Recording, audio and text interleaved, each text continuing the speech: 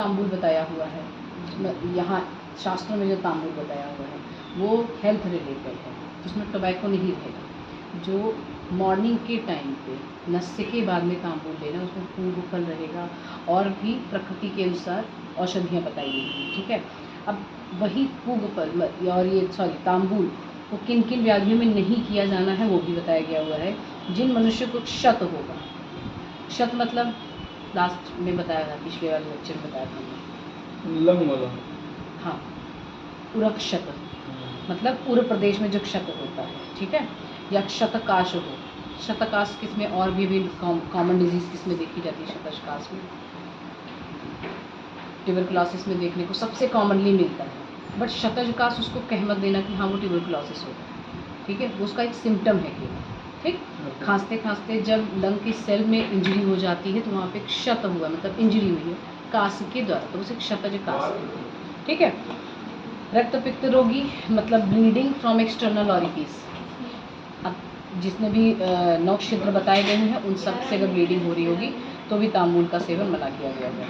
रुक्ष प्रकृति जिनकी होगी या जो ड्राइनेस होती है, क्योंकि जब तांबुल खाते हैं तो एक कषाय रस के कारण उसमें वात की वृद्धि होती है, तो ऑलरेडी जब रुक्ष प्रकृति होगी और तांबुल का सेवन करेंगे तो वात और भी बढ़ेगा, मतलब और भी उसमें इंक्रीजिंग होगी, किसमें? रुक्ष की प्रकृति में, मतलब रुक्षता बढ़ेगी। जिनकी आंखें दुखती हो, अभिष्यंद हो, मतलब ये चक्षुषाम, पितर चक्षुषाम बताया हुआ है ना, ऊपर देखो श्लोक में चक्षुषाम, जिनकी कुपित हुई रहती हैं, क्या चीज़?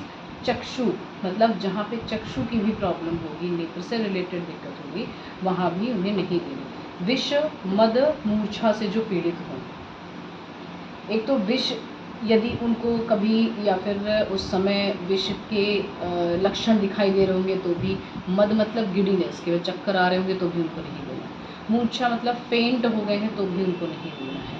या जिनको शोष रोग, अब शोष रोग क्या होता है? लास्ट लेक्चर में बताया था, शोष रोग। तुमको शोष मतलब से क्या समझ में आ रहा है? शोष क्या हो सकता है? हिंदी वर्ड्स, कॉमन मीनिंग शोष की, जहाँ पे शोषित हुआ, कुछ सूख गया हो। सूख जाना, किस चीज़ का सूख जाना? जैसे कि कहीं पे अगर फ्लूइड है वो सूख गया हो, और यहाँ पे धातुओं का सूख जाना, मतलब शोषित हो जाना। जो एक कॉमन अमाउंट बताया गया है, नॉर्मल अमाउंट, साम्यावस्था जो बताई गई है धातुओं की, वो पूरी शोषित हो जाती है, तो उसमें पेशेंट एकदम लीन हो जाता है, पतला दुबला हो जाता है। और क्षीणता मतलब थोड़ा सा भी अगर चलने लगा तो उसको ग्लानि जैसी या क्लम जैसा होने लगता है, कि थोड़ा सा भी बिना एक्सर्शंस के भी उसको थकान सी महसूस हो, ठीक है। ये हो गया श्लोक नंबर 7।